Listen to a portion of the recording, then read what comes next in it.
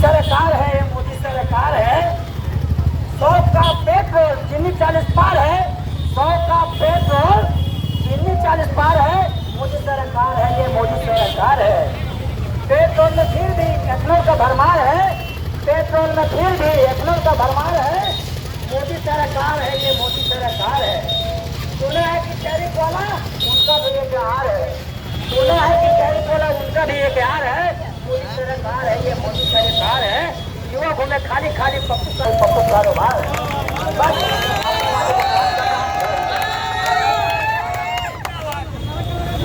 अभी यहाँ पर उपस्थित छात्रगण, अभिभावकगण और मेरी आवाज जहाँ तक जाए नहीं तो तेरे सीने में कहीं और कहीं भी आगे, बस ये आगे जलनी चाहिए और कहीं भी आगे ये अस्पताल नहीं चाहिए। आज दिल्ली के जंतर मंतर में छात्र, नौजवान, अभिभावक, साइंटिस्ट, एजुकेशनिस्ट धरना पर बैठे हैं, भूख हड़ताल पर बैठे हैं।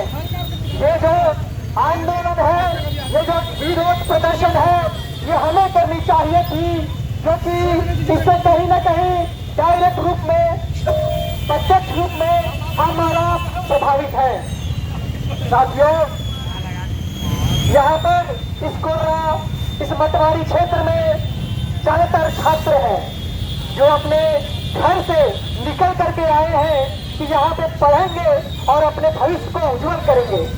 उनके माता पिता ने बहुत उम्मीद के साथ अपने खेत को गिरवी रख करके, उधार लेकर के, अपना सोना चांदी को गिरवी रख करके, अपना धान चावल को बेच करके आपको पढ़ने के लिए भेजा है। इसलिए वो इसलिए क्योंकि जब आजादी आंदोलन के बाद में देश आजाद हुआ था तो ये बात हुई थी कि सबको शिक्षा मिलेगी और शिक्षा मिलने के बाद जो छात्र शिक्षा लेंगे उनका भविष्य उज्जवल होगा।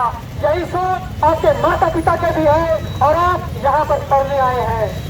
पढ़ने के क्रम में आप सुबह उठते हैं 4 बजे, अपने रात को पूरे मेहनत के साथ पढ़ाई में झोंक देते हैं और सुबह 4 बजे उठ करके खाना बनाते हैं, कोचिंग जाते हैं, फिर आकर के पढ़ाई करते हैं।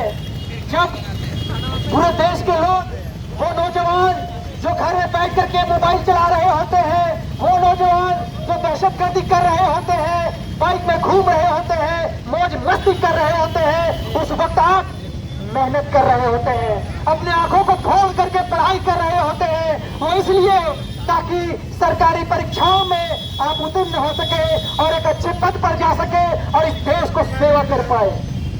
लेकिन साथियों, जरा सोचिए वर्तमान में हो क्या रहा है।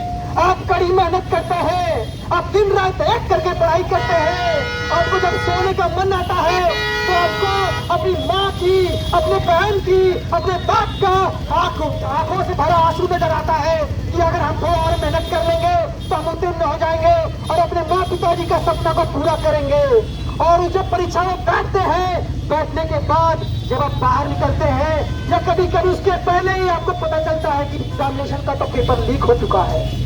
ये पेपर लीक कौन करता है, क्यों करता है, ये आपको समझना पड़ेगा साथियों।